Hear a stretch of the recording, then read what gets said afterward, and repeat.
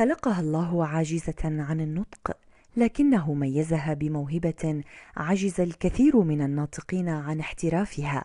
إنها الشابة سمر التي أبت ريشتها إلا أن تتكلم عبر لوحات تكاد تنطق من شدة الإتقان، لتتجاوز بموهبتها قيد الإعاقة وتحجز لها مكانا في صفوف الرسامين المبدعين.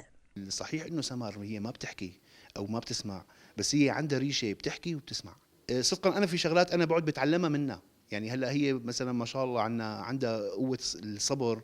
هي بتشتغل العمل اللي هي عم تساويه، الرسمه اللي هي عم تساويها بكل حب. يعني عندك لوحه المسجد الاقصى، يعني والله صعب انه اي انسان انه يقدر يساويها. هي عامله حتى الخط العربي والايات القرانيه اللي موجوده كاتبتهم وهي ما لها خطاطه.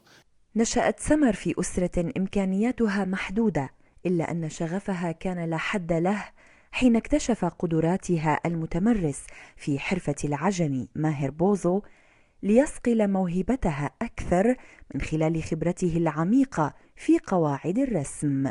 أنا بشتغل طبعا بحرفة الدهان الدمشقي، فحبيت أنا أفوت بمجال موضوع توثيق الآثار السورية عن طريق الرسم، بالإضافة لحرفة الدهان الدمشقي، يكون يعني في مثل حرفتين مجتمعين مع بعضهم. فأنا التجأت لها بهذا الموضوع، وهي طبعا كانت أول شيء كبداية كانت هي متواضعة جدا من البداية.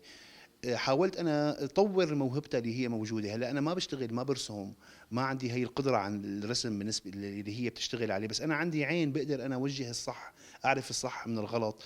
ممكن انا الا اللوحه هي فيها مشكله، هي فيها كذا، شجعها. تعددت لوحات سمر وتنوعت ما بين تجسيد ملامح الشخوص والخط العربي، لتبرع أخيرا في توثيق مفردات التراث الدمشقي. هي كل لوحاتها كانت لوحات بارزه تعتبر. يعني هلا بس هي الاميز شيء اللي نحن اتجهنا له هو نحن طالما عم نوثق الاثار السوريه، فحبينا نحن مثلا عندك لوحه ببصره الشام ارجيتكم اياهم هلا من شوي، لوحه الجامع الاموي، لوحه الاقصى المبارك، قبه الصخره، النواعير حماه، جامع حلب، قلعه حلب، قلعه صلاح الدين. كل هالقصص هي نحن حاولنا نحن نوثقها، وهي فعلا كل اللوحات كل لوحه لها قصه. سمر ليست إلا واحدة من مبدعين كثر عانوا من إعاقة جسدية ما، وأثبتوا للمجتمع بأن لا حدود للموهبة ولا قيود للإبداع.